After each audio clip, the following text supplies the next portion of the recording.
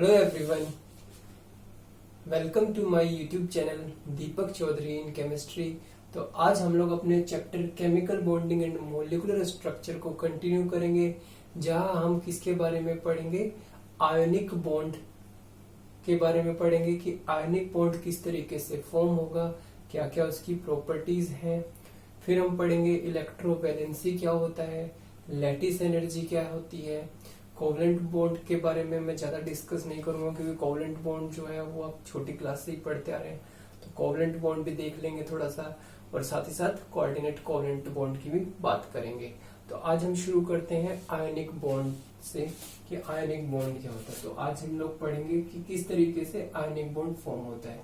Ionic bond क्या है जी, ठीक है। आयनिक बॉन्ड जिसको हम क्या कहते हैं, इलेक्ट्रोवेलेंट बॉन्ड भी कहते हैं, ठीक है जी। अब आयनिक बॉन्ड क्या होता है, इलेक्ट्रोवेलेंट बॉन्ड को ही कहते हैं आयनिक बॉन्ड भी। अब होता क्या है, कैसे फॉर्म होता है, तो सबसे पहले ध्यान रखिएगा, जब भी कोई आयनिक बॉन्ड फॉर्म होगा, आयनिक बॉन्ड जो है वो आपका किसके बीच में फॉर्म होता है, एक मेटल और नॉन मेटल। आयनिक बॉन्ड जो है वो किसके बीच में फॉर्म होता है, एक मेटल और नॉन मेटल के बीच में जो बॉन्ड होता है वो क्या होता है, आयनिक बॉन्ड होता है, जिसको हम और क्या कहते हैं, इलेक्ट्रोवैलेंट बॉन्ड भी कहते हैं। होता क्या है, इलेक्ट्रॉन क्या करता है, इलेक्ट्रॉन लूज करता है और किसको डोनेट कर देता है, नॉन मेटल को, यही होता है। तो आयनिक बॉन्ड किस किस के बीच में बनता है, मेटल और नॉन मेटल के दरमियान, ठीक है जी। तो आयनिक और इलेक्ट्रोवैलेंट बॉन्ड जिसे हमने कहा, तो वो किस किस के बीच में बनता है, मेटल और नॉन मेटल के बीच में। होता क्या है, मेटल क्या करता है, अपना इलेक्ट्रॉन किसको ट्रांसफर कर देता है, नॉन मेटल को। और साथ ही साथ आपको ये भी ध्यान रखना है कि जो ये ट्रांसफर होता है इलेक्ट्रॉन का, ये कंप्लीट होता है, कंप्लीट ट्रांसफर ऑफ इलेक्ट्रॉन होता है during the formation of ionic bond. Complete transfer of electron, complete transfer होता है जी इलेक्ट्रॉन का आयनिक बॉन्ड में। कोवलेंट बॉन्ड में क्या होता है, आपको पता है, शेयरिंग ऑफ इलेक्ट्रॉन से होता है। यहाँ क्या कंप्लीट ट्रांसफर हो जाता है इलेक्ट्रॉन का मेटल से नॉन मेटल की तरफ, ठीक है जी। इतनी बात समझ आ गई। अब इसी को ये समझाते हैं कि किस तरीके से ये चीज हो रही है, मेटल और नॉन मेटल। मेटल किस तरीके से नॉन मेटल को इलेक्ट्रॉन प्रोवाइड कर रहा है और किस तरीके से आयनिक बॉन्ड फॉर्म हो रहा है। तो अब समझाते हैं कि किस तरीके से फॉर्म हो रहा है आयनिक बॉन्ड मेटल और नॉन मेटल के बीच में। मान लीजिए मेरे पास एक मेटल है सोडियम, सोडियम एक मेटल है, सोडियम एक मेटल है, क्या करेगा, सोडियम अपने में से क्या करेगा, एक इलेक्ट्रॉन को लूज करेगा। पहले आपको ये पता होना चाहिए, सोडियम मेटल का एटॉमिक नंबर 11। अगर मैं इलेक्ट्रॉनिक कॉन्फ़िगरेशन लिखूंगा तो क्या होगा, अगर मैं इसके इलेक्ट्रॉन्स देखूं तो फर्स्ट शेल में क्या होंगे, 2 आएंगे, नेक्स्ट शेल में कितने इलेक्ट्रॉन आएंगे, 8 आएंगे, और उससे नेक्स्ट शेल में कितने आएंगे, 1 आएंगे। ये तो आप जानते हैं। सोडियम मेटल का एटॉमिक नंबर 11, क्या लिखूंगा मैं, 2 8 1 11 में ऐसे आएगा। फर्स्ट शेल में कितने इलेक्ट्रॉन, 2 आएंगे, नेक्स्ट शेल में कितने आएंगे, 8 इलेक्ट्रॉन आएंगे, और नेक्स्ट शेल में कितने आएंगे, 1 आएंगे, टोटल 11 हो गया, ठीक है जी। तो क्या होगा, ये जो है क्या चाहता है कि ये एक इलेक्ट्रॉन लूज कर दे, सोडियम मेटल एक इलेक्ट्रॉन लूज करेगा। इलेक्ट्रॉन लूज कर दिया किसने, सोडियम मेटल ने इलेक्ट्रॉन लूज कर दिया। अगर मेटल इलेक्ट्रॉन लूज करके क्या बनाता है, मेटल कैटायन बनाएगा, तो सोडियम था तो सोडियम कैटायन बना लेगा, ठीक है जी, ये फॉर्म कर लेगा। तो क्या होगा, ये इलेक्ट्रॉन लूज कर दिया तो क्या रह गया, 2 और 8, आउटर मोस्ट शेल में कितने रह गए, 8। तो क्या हो गया, स्टेबिलिटी आ गई। ऑक्टेट रूल क्या कहता है कि आउटर मोस्ट शेल में कितने इलेक्ट्रॉन रहने चाहिए, 8 होने चाहिए। देखिए 8 हो गया, तो स्टेबिलिटी अचीव भी हो गई, ठीक है जी। दूसरी बात क्या हुई थी, अब क्लोरीन है, क्लोरीन क्या है, नॉन मेटल है। अब ये क्या करेगा, जो ये इलेक्ट्रॉन है, जो ये इलेक्ट्रॉन लूज किया है सोडियम मेटल ने, इसको क्या करेगा, एक्सेप्ट करेगा। एक्सेप्ट करने पे क्या हो जाएगा, Cl- फॉर्म कर लेगा, क्लोराइड आयन फॉर्म कर लेगा, ठीक है जी। तो अगर आप इसकी देखिए, क्लोराइड का एटॉमिक नंबर कितना है, 17। तो फर्स्ट शेल में 2 रहेंगे, नेक्स्ट शेल में 8 रहेंगे, उससे नेक्स्ट में 7 रहेंगे, यही होगा। अब ये क्या चाहता है कि आउटर मोस्ट शेल में कितने इलेक्ट्रॉन आ जाए, 8 आ जाए। अभी कितने 7, तो एक इलेक्ट्रॉन जो सोडियम मेटल ने लूज किया है, सोडियम मेटल ने जो इलेक्ट्रॉन लूज किया उसे ये क्या कर लेगा, क्लोरीन जो नॉन मेटल वो एक्सेप्ट कर लेगा और क्या बना लेगा 2 8 8 हो जाएगा। तो ये क्या हो गया, ये भी स्टेबल हो गया। ठीक है जी, तो ऐसा हो गया। तो सबसे पहले क्या होगा, सोडियम मेटल ने क्या किया, इलेक्ट्रॉन लूज किया। ठीक है, क्यों लूज किया, ताकि स्टेबिलिटी आ जाए। इसी तरीके से जो क्लोरीन है, ठीक है, क्लोराइड है जो नॉन मेटल है, वो क्या करेगा, जो सोडियम ने मेटल लूज किया उसे एक्सेप्ट कर लेगा और ये भी क्या हो जाएगा, स्टेबल। तो दोनों क्या हो गए, स्टेबल हो गए। ठीक है, तो अब देखिए दोनों स्टेबल हैं। अब जब दोनों स्टेबल हैं तो दोनों मिलके क्या बना लेगा, सोडियम मेटल है। ठीक है जी, सोडियम मेटल कैटायन ये बना और नॉन मेटल एनायन ये बना। ठीक है, तो इन दोनों के बीच में जो होता है इलेक्ट्रोस्टैटिक फोर्स ऑफ अट्रैक्शन की वजह से क्या होता है, बॉन्ड फॉर्मेशन होता है। पॉजिटिव नेगेटिव इन दोनों पॉजिटिवली चार्ज है, तो इन दोनों के बीच में क्या होती है, इलेक्ट्रोस्टैटिक फोर्स ऑफ अट्रैक्शन होती है। इलेक्ट्रोस्टैटिक फोर्स ऑफ अट्रैक्शन होती है। ठीक है जी, इस तरीके की एक फोर्स ऑफ अट्रैक्शन है। इस फोर्स को मैं क्या कह रहा हूँ, electrostatic force of attraction. Electrostatic force of attraction होती है। ठीक है जी, सोडियम मेटल कैटायन में और क्लोराइड नॉन मेटल के बीच में। ठीक है, और जो ये फोर्स होती है आपको पता ही है किसके बराबर होती है, Q1/Q2/R²। ये चार्ज कैटायन पे क्या है, एनायन पे चार्ज क्या है। ठीक है, ये डाइलेक्ट्रिक कांस्टेंट होता है और आर क्या है, इन दोनों के बीच का डिस्टेंस कितना है। ये इलेक्ट्रोस्टैटिक फोर्स ऑफ अट्रैक्शन यही होती है, जिसको हम कोलम्बिक फोर्स ऑफ अट्रैक्शन भी कहते हैं। तो देखिए, अब देखिए जब सोडियम ने जब मेटल इलेक्ट्रॉन लूज किया, सोडियम मेटल कैटायन बनाया। क्लोराइड नॉन मेटल ने जब क्या किया, इलेक्ट्रॉन एक्सेप्ट किया, जो कि सोडियम मेटल ने लूज किया था उसको एक्सेप्ट करके क्या बना लिया, क्लोराइड एनायन बना लिया, क्लोराइड नॉन मेटल एनायन बना लिया। तो अगर ये भी स्टेबल है, ये भी स्टेबल है, तो एक बात बताइए, ये दोनों जो है, ये दोनों आयोनिक बॉन्ड क्यों बना रहे हैं। आपने कहा इलेक्ट्रोस्टैटिक फोर्स ऑफ अट्रैक्शन। जब ये दोनों ही स्टेबल हैं, तो फिर ये ऐसा क्यों हो रहा है कि, क्योंकि आपने कहा ये भी स्टेबल है, ये भी स्टेबल है। जब ये स्टेबल है तो क्यों ये दोनों बीच में अपने एक बॉन्ड बना रहे हैं, जिसको अपने आयोनिक बॉन्ड कहा है, ऐसा क्यों हो रहा है। क्योंकि दोनों तो स्टेबल है, तो बॉन्ड क्यों फॉर्म हो रहा है। इलेक्ट्रोस्टैटिक फोर्स ऑफ अट्रैक्शन मैंने बताई कि इतनी होती है, इसकी वजह से क्या होता है, पॉजिटिव नेगेटिव एक दूसरे को वो करेगा। लेकिन ऐसा हो क्यों रहा है। ठीक है, अगर आप थोड़ा सा ध्यान से देखें तो आपको पता है, जो ये सोडियम मेटल थी ये कौन सी स्टेट में है, गैसियस स्टेट में है, और ये भी किस में है, गैसियस स्टेट में।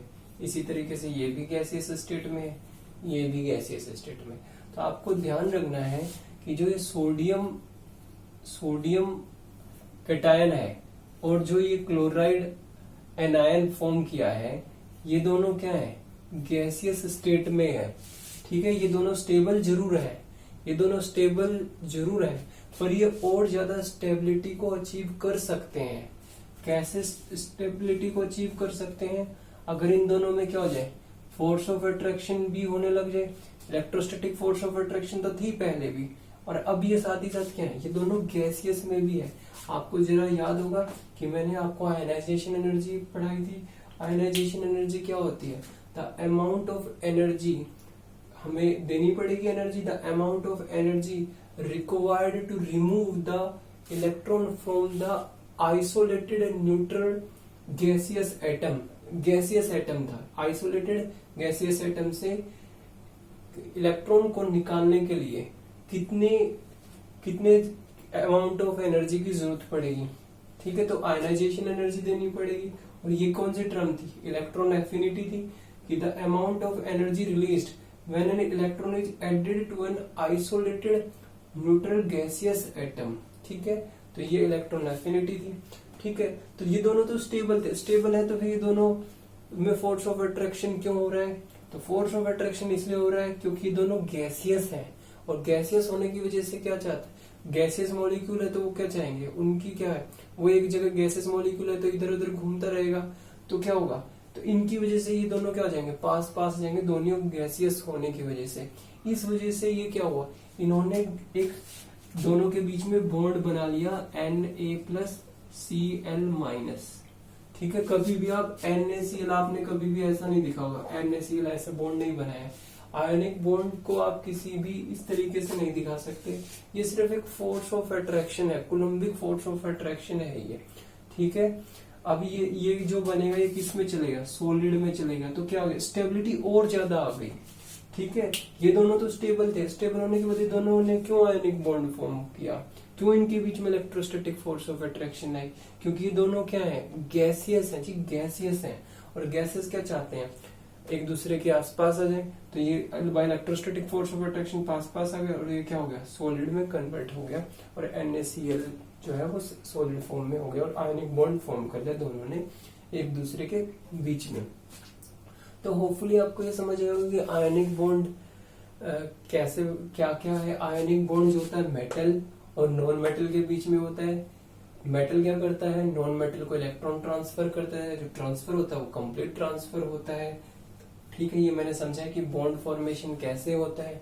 ठीक है, आपने देखा सोडियम मेटल ने क्या किया, सोडियम मेटल के 10 में चले गए ताकि स्टेबिलिटी जाए, कैसे, एक इलेक्ट्रॉन लूज करके, फिर जो क्लोरीन था जो नॉन मेटल था उसने क्या किया, इलेक्ट्रॉन को एक्सेप्ट किया, जो वही इलेक्ट्रॉन एक्सेप्ट किया जो सोडियम मेटल ने लूज किया था, और क्या फॉर्म कर लिया, क्लोराइड एनायन फॉर्म किया।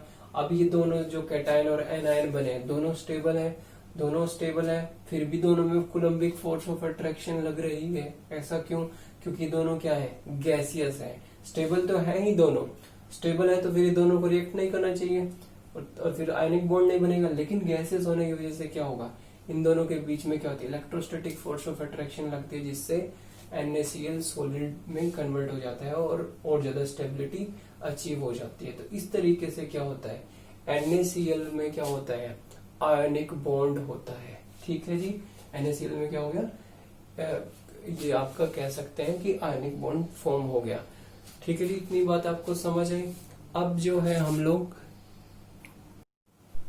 हाँ जी, तो अब डिस्कस करते हैं लेविस डॉट स्ट्रक्चर NaCl का।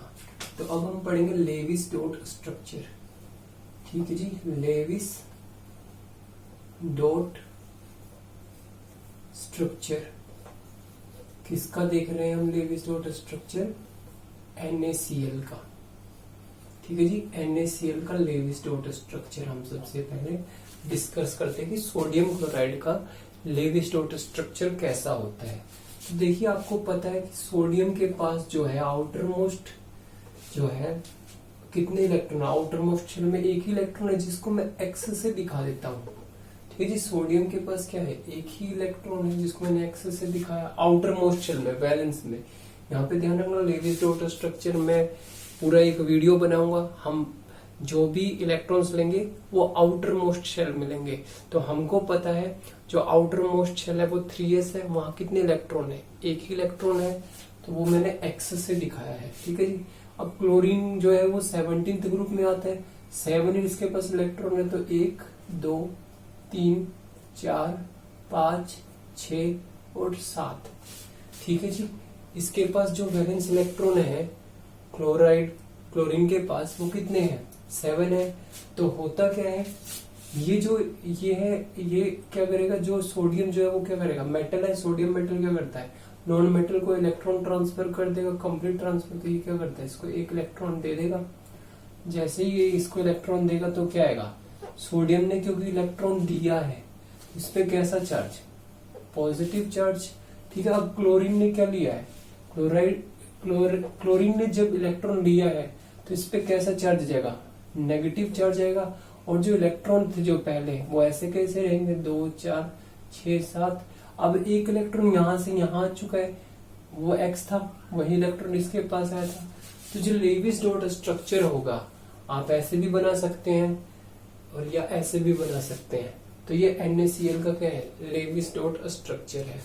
ठीक है जी, और फिर क्या होता है, इसके बाद आपको पता ही है, इसको आप क्या लिख सकते हैं, इलेक्ट्रोस्टैटिक फोर्स ऑफ अट्रैक्शन होती है, जो को हम क्या कहते हैं, आयोनिक बॉन्ड कहते हैं। इनके बीच में क्या हो जाता है, Na+ और Cl- के बीच में क्या हो जाता है, एक इलेक्ट्रोस्टैटिक फोर्स ऑफ अट्रैक्शन जो होती है आपको नजर आती है। ठीक है जी, तो ये एक आपको पता चले NaCl का लेविस डॉट स्ट्रक्चर है, तो वो आप इस तरीके से बना सकते हैं। अब बात करते हैं मैग्नीशियम क्लोराइड की। मैग्नीशियम क्लोराइड जो है, इसका लेविस डॉट स्ट्रक्चर कैसा होगा। अब आपको पता है मैग्नीशियम जो है, ठीक है, मैग्नीशियम जो है, ठीक है, आपको पता है मैग्नीशियम क्या करेगा, पहले 2 इलेक्ट्रॉन लूज करेगा। ठीक है, 2 इलेक्ट्रॉन लूज करेगा और क्या बना लेगा, मैग्नीशियम 2 आयन बना लेगा। ठीक है, और मैग्नीशियम किस में थी, सॉलिड में नहीं थी, गैसियस में थी। यही हुआ था। मैग्नीशियम ने पहले क्या किया, ठीक है, मैग्नीशियम ने क्या किया, 2 इलेक्ट्रॉन लूज किए, क्योंकि इसके आउटर मोस्ट शेल में कितने इलेक्ट्रॉन, आपको पता है मैग्नीशियम का एटॉमिक नंबर 12, तो आप इलेक्ट्रॉन कितने लिखोगे, 282, यही है। तो आउटर मोस्ट शेल में कितने हैं, 2 इलेक्ट्रॉन है। ठीक है, तो ये क्या करेगा, इन दोनों इलेक्ट्रॉन को लूज करके किस में चले जाएगा, 28 में चले जाएगा। आउटर मोस्ट शेल में कितने हो गए, 8 हो गए। तो ऑक्टेट रूल फॉलो हो गया, तो स्टेबिलिटी की तरफ चले गया। तो ये इलेक्ट्रॉन क्यों लूज किए इसने, ताकि स्टेबिलिटी अचीव कर सके। ठीक है जी, तो मतलब मैंने इसको क्या किया था, मैग्नीशियम मेटल को क्या किया था, मैग्नीशियम मेटल को मैंने क्या किया था, आयनाइजेशन एनर्जी दी थी। आयनाइजेशन एनर्जी क्या थी, the amount of energy required to remove the outer most shell of the electron of, किसके निकालते हैं हम इलेक्ट्रॉन्स, आउटर मोस्ट इलेक्ट्रॉन को निकालते हैं from isolated neutral gaseous atom से। ठीक है, गैसियस एटम होना चाहिए, ये आपको जरूर पता होना चाहिए। अब क्लोरीन हमारे पास 2 है, ये 2 क्लोरीन है, दोनों क्लोरीन गैसियस मॉलिक्यूल है, 2 क्लोरीन मॉलिक्यूल है। तो ऑब्वियसली क्या करेंगे, हर एक क्लोरीन क्या करेगा, एक क्लोरीन क्या करेगा, एक इलेक्ट्रॉन को एक्सेप्ट करेगा। तो ये भी क्या करेगा, क्योंकि 2 एटम है क्लोरीन के, तो हर एक एटम क्या करेगा, दोनों क्लोरीन जो भी है, 2 क्लोरीन जो नॉन मेटल है, वो क्या करेंगे, 2 इलेक्ट्रॉन को एक्सेप्ट करेगा। ठीक है, अब क्लोरीन का एटॉमिक नंबर कितना था, 17, क्या बनेगा 287, तो इसको 1 इलेक्ट्रॉन चाहिए। अब 2 है तो 2 इलेक्ट्रॉन चाहिए, तो 2 इलेक्ट्रॉन चाहिए, ये वही 2 इलेक्ट्रॉन होंगे जो मैग्नीशियम ने लूज किए होंगे, तो क्या बना लेगा, 2 क्लोराइड आयन बना लेगा। ठीक है जी, यही बनाएगा, और किस में चले जाएगा, 288 में स्टेबिलिटी की तरफ चलेंगे। दोनों स्टेबल है, मैग्नीशियम भी और क्लोराइड भी। ठीक है जी, तो आपको पता है, क्या पता है कि मैग्नीशियम है। ठीक है, मैग्नीशियम के पास जो आउटर मोस्ट इलेक्ट्रॉन है वो कितने हैं, हमको पता है 2 है। मैंने एक्स से दिखा दिया, मैग्नीशियम के पास कितने हैं, 2 इलेक्ट्रॉन है आउटर मोस्ट शेल में। ठीक है, 2 इलेक्ट्रॉन है आउटर मोस्ट शेल में, ये 2 आउटर मोस्ट इलेक्ट्रॉन है। ठीक है जी, मैग्नीशियम में। इसी तरीके से 2 क्लोराइड है, ये मेरे पास 2 क्लोरीन है। ठीक है, 2 क्लोरीन है, क्लोरीन के आपको पता आउटर मोस्ट शेल में कितने इलेक्ट्रॉन है, 7 है, तो 2, 2 4, 2 6 और 1 7। इसी तरीके से 2, 2 4, 2 6 और 1 7, दोनों के पास 7 इलेक्ट्रॉन है क्लोरीन नॉन मेटल के पास। तो क्या करेगा, एक मैग्नीशियम, जो मैग्नीशियम मेटल है वो क्या करेगी, 1 इलेक्ट्रॉन इस क्लोराइड आयन को देगा। इसी तरीके से ये क्या करेगा, 1 इलेक्ट्रॉन इस वाले क्लोरीन नॉन मेटल को देगा। मैग्नीशियम ने क्या किया, मैग्नीशियम के पास जो 2 इलेक्ट्रॉन थे, तो दोनों मेटल को क्या किया, 1 इलेक्ट्रॉन दे दिया। ठीक है जी, तो क्या बनेगा देखना, जब मैग्नीशियम ने क्या किया, 2 इलेक्ट्रॉन दिए हैं, 2 इलेक्ट्रॉन किनको दिए हैं, एक इस क्लोराइड नॉन मेटल को, एक इस क्लोरीन नॉन मेटल को 2 इलेक्ट्रॉन लूज किए हैं, तो इस पे कितना चार्ज, 2 चार्ज आ जाएगा, क्योंकि 2 इलेक्ट्रॉन लूज किए हैं। अब यहाँ पे क्या बनेगा, क्योंकि इसने भी इलेक्ट्रॉन लिया है तो इस पे भी नेगेटिव चार्ज, इसने भी इलेक्ट्रॉन लिया तो इस पे भी कैसा चार्ज, नेगेटिव चार्ज। अब इलेक्ट्रॉन वही के वही सेम रहेंगे। ठीक है, ये मैंने 7 इलेक्ट्रॉन थे, 7, अब 1 इलेक्ट्रॉन यहाँ से लिया है, तो ये जो आया ये कहाँ से इलेक्ट्रॉन आया, मैग्नीशियम से। इसी तरीके से 7 इलेक्ट्रॉन थे यहाँ पर, मैंने 7 दिखा दिए। अब 1 इलेक्ट्रॉन जो है वो इस मैग्नीशियम से है, वो एक्स आ गया। ठीक है, तो ये जो होगा ये क्या आएगा, ये लेविस डॉट स्ट्रक्चर है ये लेविस डॉट स्ट्रक्चर है मैग्नीशियम क्लोराइड का। तो होपफुली आपको ये समझ आ गया होगा कि मैग्नीशियम क्लोराइड का जो है किस तरीके से, जैसे ही इसको एक इलेक्ट्रॉन देगा तो एक बॉन्ड यहाँ बनेगा, जैसे ही इसको एक इलेक्ट्रॉन देगा तो एक बॉन्ड यहाँ बनेगा, तो इनके बीच में क्या हो जाएगा, तो एक इलेक्ट्रोस्टैटिक फोर्स ऑफ अट्रैक्शन इसके बीच में बनेगी। इसी तरीके से एक इलेक्ट्रोस्टैटिक फोर्स ऑफ अट्रैक्शन इसके बीच में बनेगी। ठीक है जी, तो इस तरीके का कुछ बन जाएगा। और ये जो बॉन्ड है, ये कैसा है, ये आयोनिक बॉन्ड है, जिसको आपने इलेक्ट्रोवैलेंट बॉन्ड भी बोला था। तो आपको होपफुली ये लेविस डॉट स्ट्रक्चर आप ऐसे भी बना सकते हैं, आप इस तरीके से भी बना सकते हैं। ठीक है जी, आयोनिक बॉन्ड क्या है, एक इलेक्ट्रोस्टैटिक फोर्स ऑफ अट्रैक्शन ही है। और जो इलेक्ट्रोस्टैटिक फोर्स ऑफ अट्रैक्शन है वो बहुत स्ट्रॉन्ग होती है। अगर आपसे पूछे कि आयोनिक बॉन्ड और कोवेलेंट बॉन्ड में से कौन स्ट्रॉन्ग बॉन्ड, तो आंसर क्या होगा, आयोनिक बॉन्ड। क्यों? क्योंकि आयोनिक बॉन्ड में क्या है, इलेक्ट्रोस्टैटिक फोर्स ऑफ अट्रैक्शन है। तो होपफुली आपको ये समझ आया। हाँ जी, तो आपको लेविस डॉट स्ट्रक्चर समझ आया। लेविस डॉट स्ट्रक्चर जो है वो एक बहुत ही बड़ा टॉपिक है, इसके लिए पूरे एक सेपरेट वीडियो बनेगा। ठीक है, तो लेविस डॉट स्ट्रक्चर को और मॉलिक्यूल्स का कैसा होगा लेविस डॉट स्ट्रक्चर को अभी हम बनाना सीखेंगे। तो अभी हम नेक्स्ट टॉपिक पे पढ़ते हैं। लेविस डॉट स्ट्रक्चर के लिए मैं पूरी एक वीडियो लेके आऊंगा। तो अभी हम समझते हैं इलेक्ट्रोवैलेंसी क्या होता है। इलेक्ट्रोवैलेंसी, ठीक है जी, इलेक्ट्रोवैलेंसी, ठीक है जी, इलेक्ट्रोवैलेंसी क्या होता है। ठीक है, इलेक्ट्रोवैलेंसी क्या है जी, नंबर ऑफ इलेक्ट्रॉन्स कि कितने इलेक्ट्रॉन्स लूज हुए हैं या गेन हुए हैं जब आयनिक बॉन्ड फॉर्म हुआ है। तो मैं क्या कह सकता हूं, it is a number of electron, it is the number of electrons lost or gained during the formation of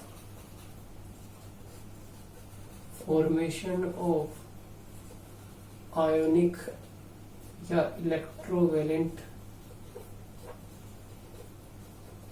bond. जब भी बच्चा इलेक्ट्रोवैलेंट या आयोनिक बॉन्ड, ठीक है, फॉर्म हो रहा होगा तो कितने इलेक्ट्रॉन लूज हुए या गेन हुए, वही उसकी क्या है, इलेक्ट्रोवैलेंसी। और एक बात आप जरूर ध्यान रखें कि it is always taken as positive. Electrovalency अगर एक इलेक्ट्रॉन लूज किया है तो +1 होगी इलेक्ट्रॉन से, अगर 2 इलेक्ट्रॉन लूज किया तो +2 होगा, ऐसा नहीं कि -2 होगा। तो electrovalency is always, electrovalency is always taken as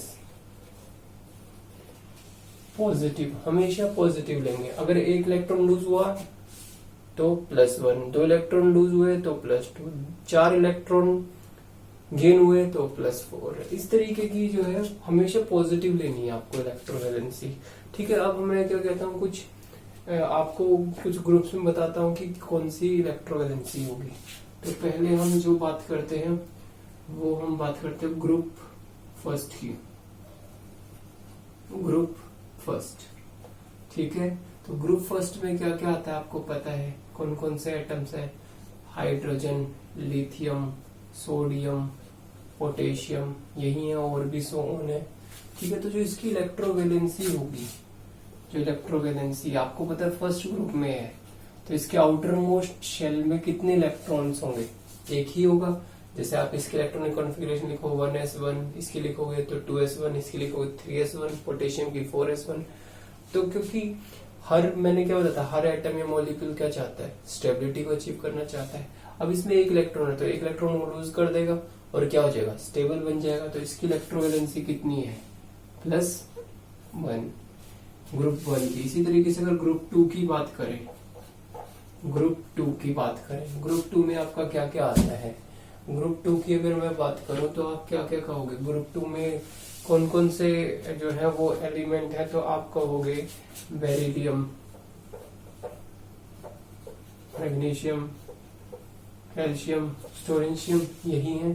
तो यहाँ पर देखिए ग्रुप 2 में अगर आप इसकी कॉन्फ़िगरेशन देखें तो क्या आएगी, आपने देखा था इसकी कॉन्फ़िगरेशन क्या आई थी 2s2, ठीक है। इसकी क्या आई थी, मैग्नीशियम की क्या आई थी 3s2, इसकी आपने देखी थी 4s2, ठीक है। तो इसके आउटर मोस्ट शेल में कितने इलेक्ट्रॉन 2 है, तो ये क्या जाएगा, दोनों इलेक्ट्रॉन लूज करके क्या जाए स्टेबिलिटी हो जाए, तो इसकी इलेक्ट्रोवैलेंसी कितनी है 2 है। अगर मैं बात करूं ग्रुप 13 से लेके ग्रुप 3 से लेके 12 तक, जिनको हम डी ब्लॉक एलिमेंट्स भी कहते हैं, डी ब्लॉक एलिमेंट्स, ठीक है। तो ये क्या करते हैं, ये जितने भी ग्रुप 3 से लेकर 12 तक हैं, ये क्या करते हैं, शोज वेरिएबल, वेरिएबल मतलब different, variable shows variable electrovalency, अलग अलग इलेक्ट्रोवैलेंसी दिखाएगा। एक ही एटम अलग अलग इलेक्ट्रोवैलेंसी दिखाएगा। फॉर एग्जांपल जैसे कि मैं आयरन ले लूं, तो आयरन जो है वो +2 भी दिखाएगा इलेक्ट्रोवैलेंसी और +3 भी दिखाएगा। तो इसकी हम बात नहीं कर रहे अभी, ठीक है। अब हम इसके बाद ग्रुप 13 की बात करते हैं। ग्रुप 13 में क्या क्या आता है, बोरॉन, एल्यूमिनियम, ठीक है जी, यही सब आता है, बोरॉन, एल्यूमिनियम, गैलियम, और क्या आता है आपका इनेडियम, यही सब क्या है इसमें आता है आपका ग्रुप 13 में, बोरोन, एल्यूमिनियम, गैलियम, इनेडियम। अगर इसको देखो तो इसकी जो आएगी कॉन्फ़िगरेशन क्या आएगी, अगर आप लिखो तो इसका क्या बनती है 1s2 2s2 2p1, ठीक है। आउटर मोस्ट शेल में कितने इलेक्ट्रॉन 3 है, इसमें भी आउटर मोस्ट में 3 है, इसमें भी 3 है, इसमें।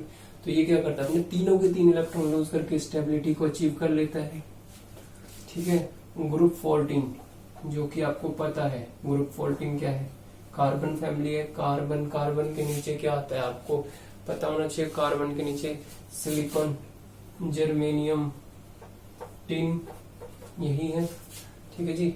और कंटिन्यू होता रहता है। तो ग्रुप 14 में क्या होता है, 4 इलेक्ट्रॉन है, ठीक है। तो क्या करेगा, या तो 4 इलेक्ट्रॉन और गेन कर लेगा या चारों इलेक्ट्रॉन लूज कर देगा। तो इलेक्ट्रोवैलेंसी क्या रहेगी, ठीक है। अब 4 इलेक्ट्रॉन को लूज करना और 4 इलेक्ट्रॉन को गेन करना इजी नहीं है। तो इसकी जो है ध्यान रखना, ग्रुप 14 की जो इलेक्ट्रोवैलेंसी है वो नॉट डिफाइंड, क्योंकि 4 इलेक्ट्रॉन को गेन करना या चेन, अगर 4 इलेक्ट्रॉन या तो लूज करेगा तो इससे बढ़िया कि वो 4 इलेक्ट्रॉन एक्सेप्ट कर ले, दोनों ही बराबर हो गया। तो इसलिए क्या है, नॉट डिफाइंड है इसकी इलेक्ट्रोवैलेंसी। कार्बन जो है 4 बॉन्ड बनाता है, आपको पता है, ठीक है। तो ऐसा नहीं होगा कि आपने कभी नहीं देखा कार्बन के, बहुत ही नहीं देखा होगा कि 3 बॉन्ड बनाएगा कार्बन, ठीक है। तो इसलिए इसकी क्या है, नॉट डिफाइंड है। ग्रुप 15 की बात करते हैं। ग्रुप 15 क्या है आपका, नाइट्रोजन को कहते हैं। तो नाना पाटेकर, ऐश्वर्या, सब बिंदास, इसी से ही आपको ट्रिक से याद है। तो इसमें 5 है, अगर क्या है 5 है इसके, वो 5 है आउटर मोस्ट शेल में। अगर आप इसकी देखो तो 5 आएंगे। तो क्या चाहता है, ऑक्टेट रूल क्या कहता है कि मैक्सिमम आउटर मोस्ट में कितने होने चाहिए, 8 इलेक्ट्रॉन होने चाहिए। 8 कैसे आएंगे, जब क्या कर लेगा 3 इलेक्ट्रॉन को गेन कर लेगा। तो अगर 3 इलेक्ट्रॉन को ऐड कर लेगा तो क्या हो जाएगा, वही उसकी क्या हो जाएगी इलेक्ट्रोवैलेंसी। तो वही उसकी क्या हो जाएगी इलेक्ट्रोवैलेंसी। नाइट्रोजन के आउटर मोस्ट शेल में 5 इलेक्ट्रॉन, कॉन्फ़िगरेशन आपने लिखी थी 1s2 2s2 2p, क्या लिखा था आपने नाइट्रोजन के लिए, अगर आपको ध्यान है तो नाइट्रोजन के लिए आपने क्या लिखा था, नाइट्रोजन का एटॉमिक नंबर कितना है 7, तो आपने क्या लिखा था 1s2 2s2 2p, कितना लिखा था 3। तो आउटर मोस्ट शेल में देखिए जी कितने 5 इलेक्ट्रॉन है।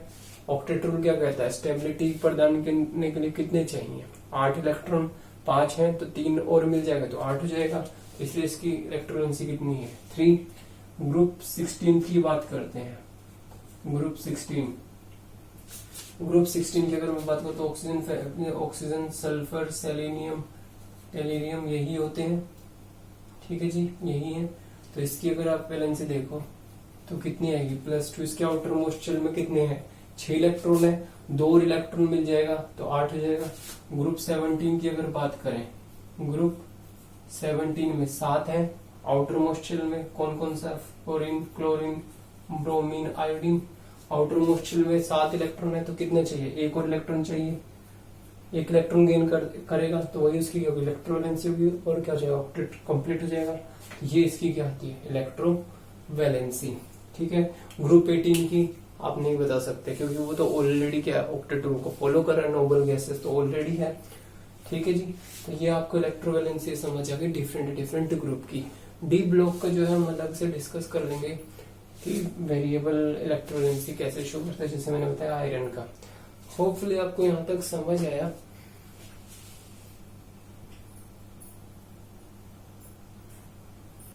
हाँ जी, तो अब पढ़ते हैं हम एनर्जी टर्म इन्वॉल्व। अब नया टॉपिक शुरू हो रहा है, इलेक्ट्रोवैलेंसी आपको समझ आ गई। तो इलेक्ट्रोवैलेंसी आपका क्या था, नंबर ऑफ इलेक्ट्रॉन्स लॉस्ट और gained during the formation of ionic bond या इलेक्ट्रोवैलेंट बॉन्ड। ठीक है, जब कोई आयनिक बॉन्ड या आपका क्या हो इलेक्ट्रोवैलेंट बॉन्ड जब फॉर्म होगा तो कितने इलेक्ट्रॉन लॉस हुए या कितने इलेक्ट्रॉन गेन हुए, वही उसकी क्या है, इलेक्ट्रोवैलेंसी। जैसे कि आपने देखा ग्रुप 1 है तो +1, ग्रुप 2 है तो +2, ग्रुप 13 है तो आपने कहा +3, 14 की आप डिफाइन नहीं कर सकते, ग्रुप 15 की +3, ग्रुप 16 की +2। आप देखो 15 ग्रुप है तो 5 है, 3 इलेक्ट्रॉन चाहिए तो वही क्या है उसकी इलेक्ट्रोवैलेंसी। 16 है तो 6 है आउटर मोस्ट में, कितने उसको चाहिए, 2 इलेक्ट्रॉन चाहिए ऑक्टेट कंप्लीट के लिए तो +2 हो गया।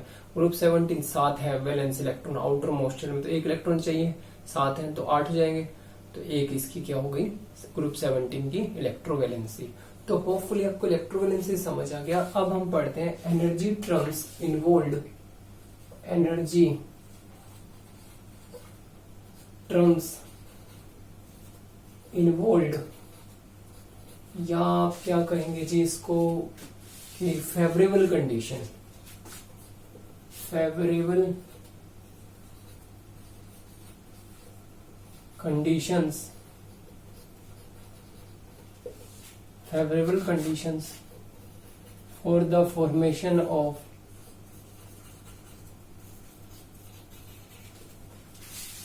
ionic bond, ionic bond. ठीक है जी, तो अब जब भी कोई आयनिक बॉन्ड फॉर्म होगा तो क्या कंडीशन चाहिए या क्या क्या कौन कौन सी एनर्जी टर्म्स इन्वॉल्व होगी, अब उसके बारे में पढ़ेंगे कि जब आयनिक बॉन्ड फॉर्म हो रहा है तो क्या क्या एनर्जी टर्म्स इन्वॉल्व होंगी या क्या क्या फेवरेबल कंडीशन होगी। तो पहला मेटल, पहली बात होगी कि आपके पास एक मेटल होनी चाहिए। दूसरी बात क्या, आपके पास एक नॉन मेटल होनी चाहिए। और तीसरी बात क्या, इन दोनों का कॉम्बिनेशन होना चाहिए, एक मेटल का और नॉन मेटल का कॉम्बिनेशन होना चाहिए। ठीक है जी, मैंने क्या कहा, पहले क्या होना चाहिए, क्या क्या होना चाहिए, 2 चीजें होनी चाहिए, एक मेटल होनी चाहिए, एक नॉन मेटल होनी चाहिए आयनिक बॉन्ड के लिए, आपको पता है।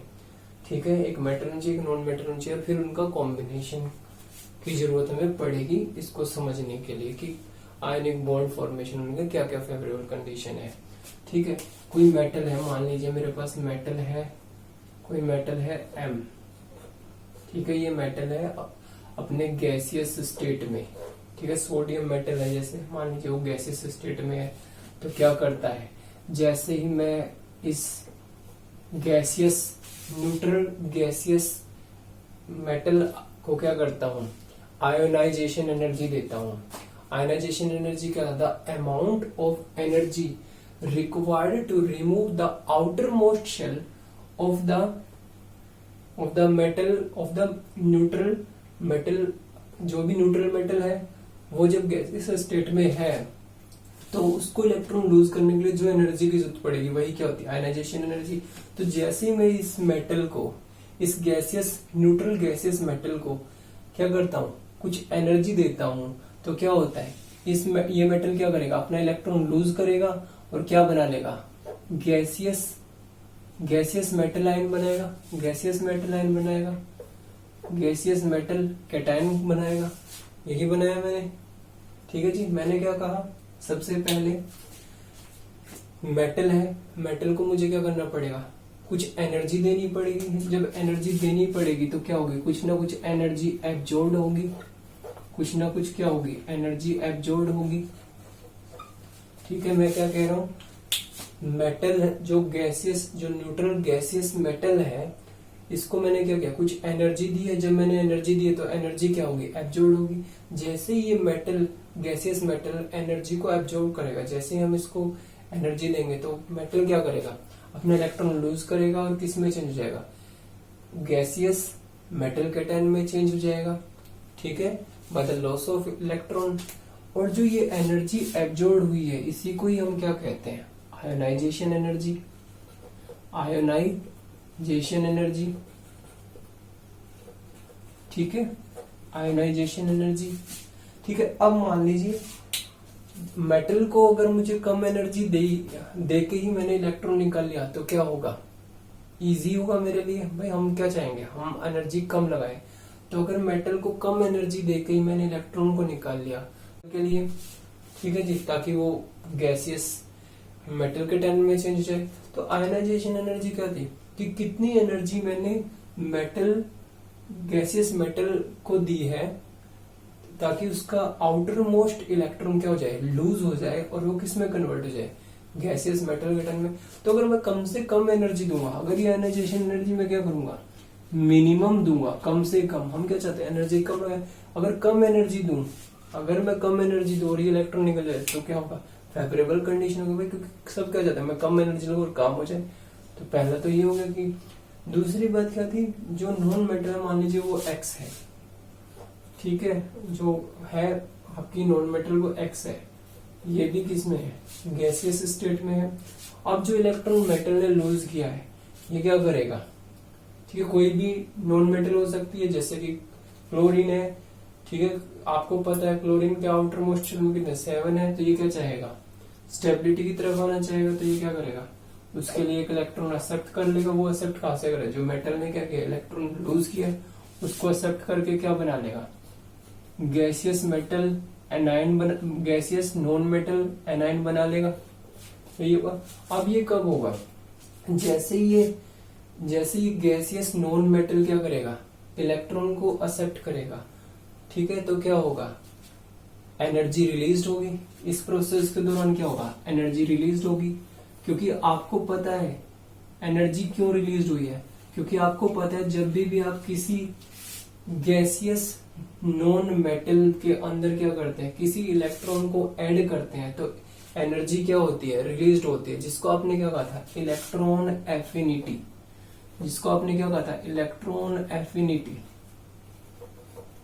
ठीक है जी, इलेक्ट्रॉन एफिनिटी क्या था, अगर आपको याद है तो मैंने क्या बताया था, इलेक्ट्रॉन एफिनिटी क्या होती है, इलेक्ट्रॉन एफिनिटी क्या होती है, the amount of energy released when an electron is added to an isolated gaseous neutral atom. जब भी मैं किसी आइसोलेटेड गैसियस न्यूट्रल एटम में के वैलेंस सेल में क्या करता हूँ, इलेक्ट्रॉन को ऐड करता हूँ, तो जो एनर्जी निकलेगी उसको मैं क्या कहता हूँ, इलेक्ट्रॉन एफिनिटी कहता हूँ। ठीक है, और जो भी आपका गैसियस आपका ये नॉन मेटल था वो किसमें कन्वर्ट हो जाएगा, गैसियस एनायन में कन्वर्ट हो जाएगा। अब जितनी ज्यादा एनर्जी रिलीज होती है उतना ही क्या होगा, अच्छा होगा इस प्रोसेस के लिए। तो इलेक्ट्रॉन एफिनिटी क्या होगी, मतलब जितनी ज्यादा एनर्जी रिलीज होती है तो क्या होता है, जितनी ज्यादा एनर्जी निकलेगी, जितनी ज्यादा मैक्सिमम एनर्जी निकलेगी उतनी ज्यादा क्या होगी, स्टेबिलिटी आएगी। तो जितनी ज्यादा इलेक्ट्रॉन एफिनिटी निकलेगी, मैक्सिमम होगी, उतना ये क्या होगा, स्टेबल होगा। जितनी कम आयनाइजेशन एनर्जी देके इलेक्ट्रॉन निकलेगी उतनी ज्यादा स्टेबल होगा। अब क्योंकि दोनों गैसियस हैं तो ये क्या होगा, मेटल और नॉन मेटल, जो मेटल जो अपने गैसियस कैटायन में चेंज हुआ है और नॉन मेटल जो अपने गैसियस एनायन में चेंज हुआ है, तो ये दोनों क्या करेंगे, क्योंकि गैसियस मेटल है, गैसियस मेटल है, और क्या है जी आपका, ये तो क्या हो गया आपका गैसियस मेटल कैटायन है। ये क्या है आपका, गैसियस मेटल कैटायन, और ये क्या था, गैसियस नॉन मेटल एनायन, यही था। ये दोनों कंबाइन होंगे, ठीक है।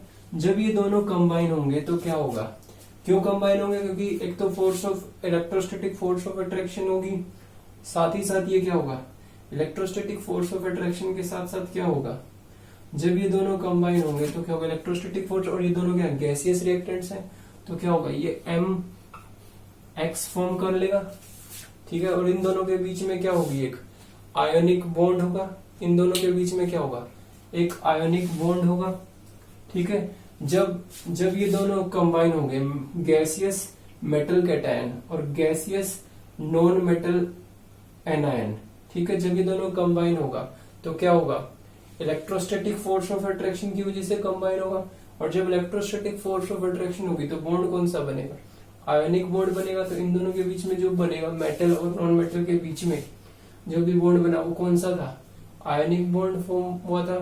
तो अब जब भी ये होगा ऐसा कि जब भी मेटल कैटायन और गैसियस नॉन मेटल एनायन जब भी रिएक्ट करेगा तो क्या होगा, आपका एनर्जी क्या होगी, इस प्रोसेस के दौरान भी रिलीज होगी, एनर्जी क्या होगी, रिलीज होगी।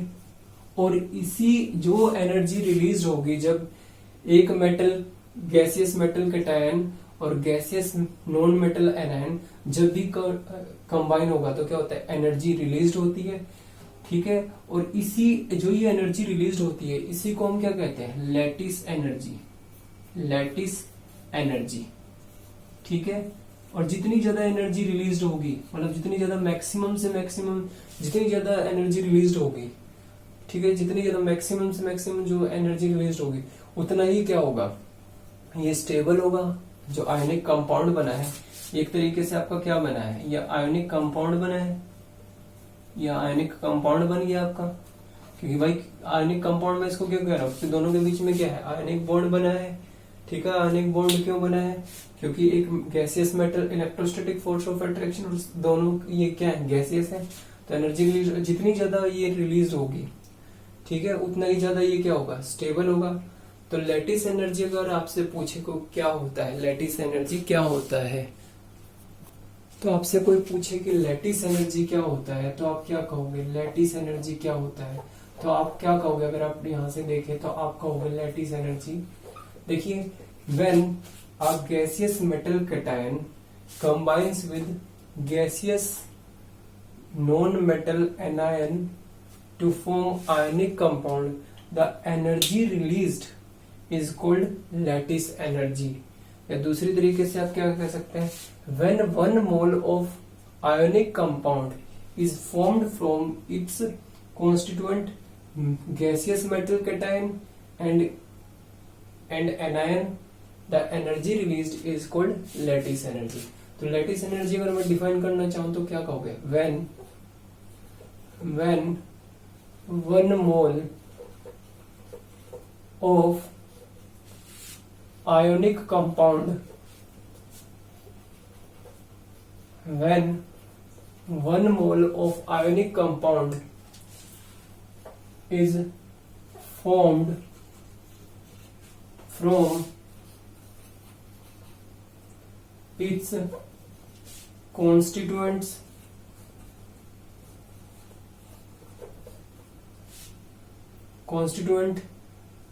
metal cation and anion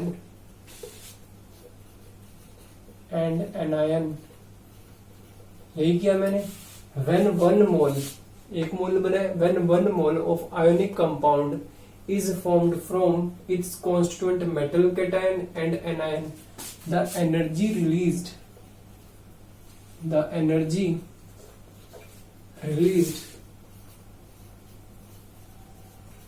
is called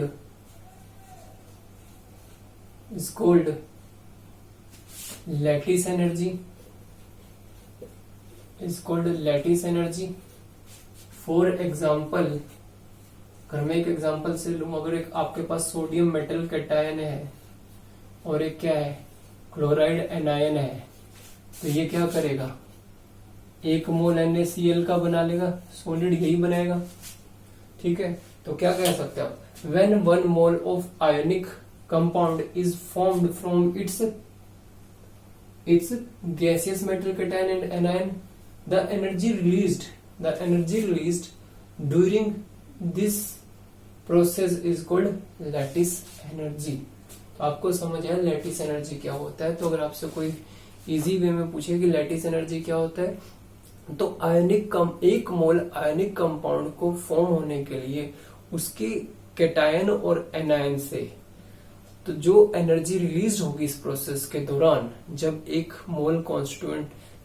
mole ionic compound form हुआ है उसके मेटल, कैटायन और एनायन से, तो जो एनर्जी रिलीज हुई है वही उसकी क्या होती है, लैटिस एनर्जी। अगर आपसे फेवरेबल कंडीशन पूछे कि क्या क्या कंडीशन चाहिए, मेटल की आयनाइजेशन एनर्जी क्या होनी चाहिए, कम होनी चाहिए, नॉन मेटल की इलेक्ट्रॉन एफिनिटी क्या होनी चाहिए, ज्यादा मैक्सिमम होनी चाहिए, और मेटल और नॉन मेटल की लैटिस एनर्जी क्या होनी चाहिए, ज्यादा। ये इसकी क्या है, फेवरेबल कंडीशन है। तो होपफुली आपको लैटिस एनर्जी समझ आ गया। हाँ जी, तो अब पढ़ेंगे प्रॉपर्टीज ऑफ आयनिक बॉन्ड। क्या क्या प्रॉपर्टीज होती हैं आयनिक बॉन्ड की। Properties of ionic bond. अभी तक जो हम लोगों ने किया है, सबसे पहले हमने क्या पढ़ा कि आयनिक बॉन्ड क्या होता है, कैसे फॉर्म होता है। फिर हमने क्या देखा कि इलेक्ट्रोवैलेंसी क्या है, साथ ही साथ हमने उसके लेविस डॉट स्ट्रक्चर भी देखे। फिर हमने किसकी बात करी कि लैटिस एनर्जी क्या होती है। अब हम क्या डिस्कस करेंगे, अब हम डिस्कस करेंगे प्रॉपर्टीज, और ये आज की क्लास का last topic, properties of ionic. सबसे पहले हमको पता है फिजिकल स्टेट के बारे में कर लेते हैं। आयनिक बॉन्ड जिस भी कंपाउंड में होगा, आयनिक बॉन्ड जिस भी कंपाउंड में होगा उसकी फिजिकल स्टेट कैसी होती है, सॉलिड होती है। ठीक है जी। आयनिक बॉन्ड अगर किसी कंपाउंड में है तो फिजिकल स्टेट कैसी होगी, सॉलिड। दूसरी बात कर लेते हैं मेल्टिंग और बॉइलिंग पॉइंट की। Melting and boiling point.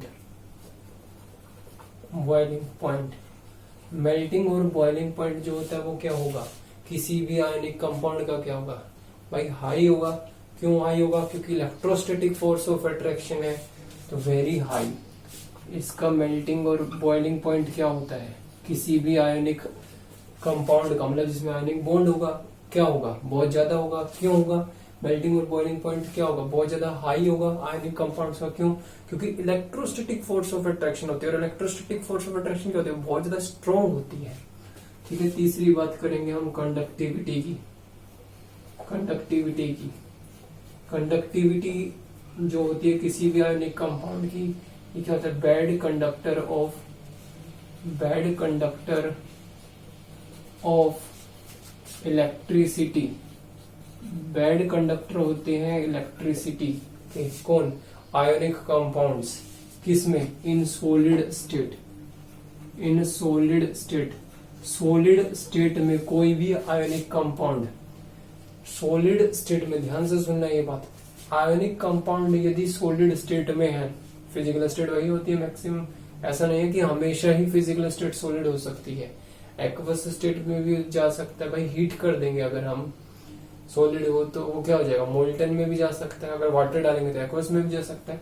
अगर कोई आयनिक कंपाउंड अपने सॉलिड स्टेट में है तो वो क्या होता है, बैड कंडक्टर ऑफ इलेक्ट्रिसिटी होता है। क्यों होता है, because they do not have free electrons। Electrons क्या है, फ्री नहीं है। ठीक है, फ्री इलेक्ट्रॉन्स नहीं है, क्योंकि आपको पता है अगर मैं आयनिक कंपाउंड सोडियम क्लोराइड, तो आपको पता है इसमें क्या है, इलेक्ट्रोस्टैटिक फोर्स ऑफ अट्रैक्शन है जो क्या होती है, बहुत स्ट्रॉन्ग होती है। तो जो ये आयंस हैं,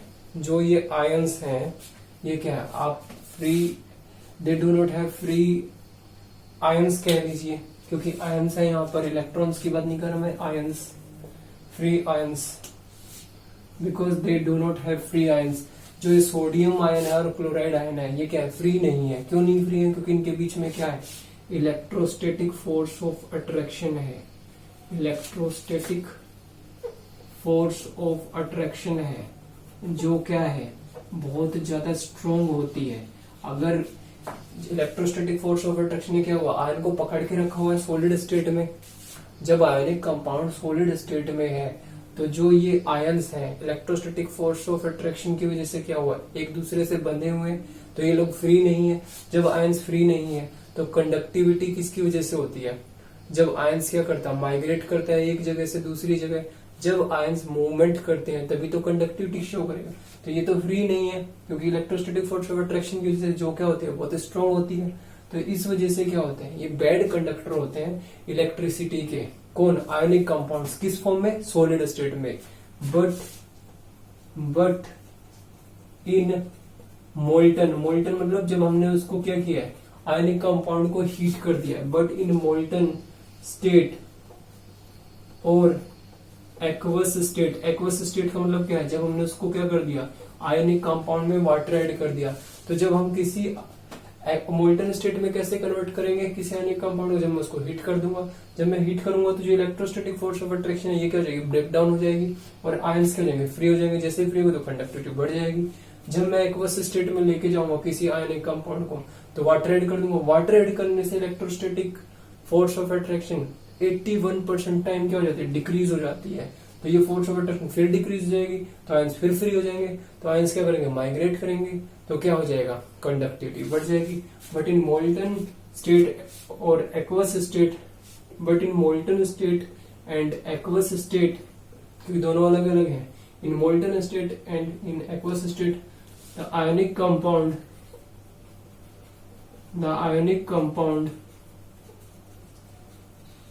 ionic compounds, but in molten state and aqueous state the ionic compound shows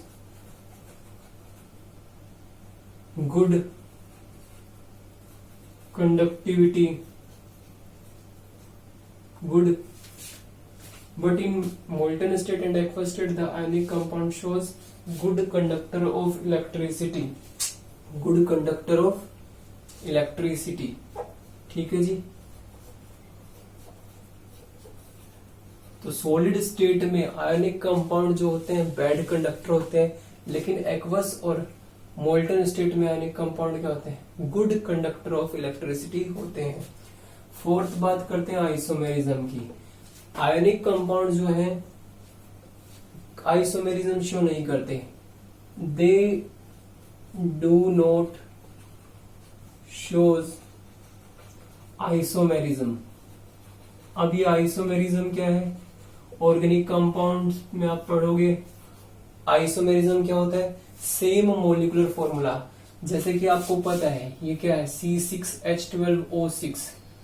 ठीक है, ये एक तरीके का सुक्रोज है। तो ये ग्लूकोज भी हो सकता है, फ्रुक्टोज भी हो सकता है। अब पता कैसे चलेगा ये ग्लूकोज है या फ्रुक्टोज है? ठीक है, वो आइसोमेरिज्म से स्ट्रक्चर में डिफरेंस होगा। सेम मोलिकुलर फॉर्मूला, जैसे मोलिकुलर फॉर्मूला क्या है, सेम है, सेम मोलिकुलर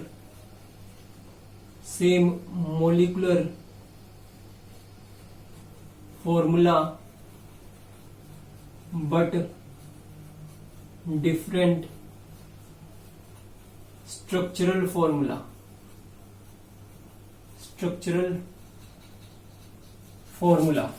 ठीक है जी।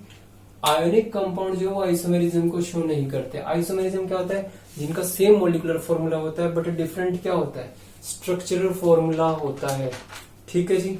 अब हम किसको पढ़ेंगे लास्ट, अगर मान लीजिए आपके पास, क्योंकि आयनिक बॉन्ड भी होता है, कोवलेंट बॉन्ड भी है, आपको ये भी पता है वो शेयरिंग ऑफ इलेक्ट्रॉन का।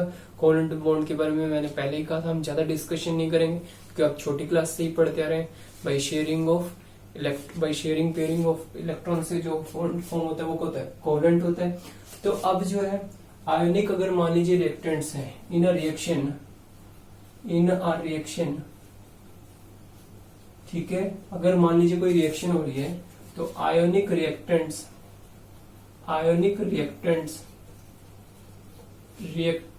React faster than covalent reactants.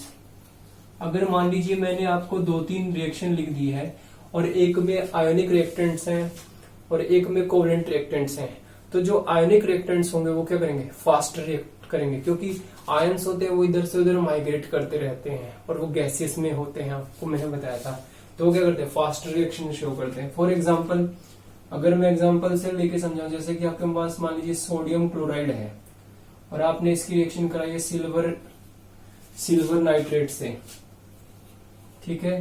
तो आपको पता है ये क्या है, ये आयनिक कंपाउंड है, सिल्वर नाइट्रेट भी क्या आयनिक कंपाउंड है। तो आयन क्या करेंगे, एक दूसरे को बहुत जल्दी रिप्लेस कर देंगे और क्या बना लेगा, AgCl, और इसका क्या मिलता है, व्हाइट प्रेसिपिटेट बनता है।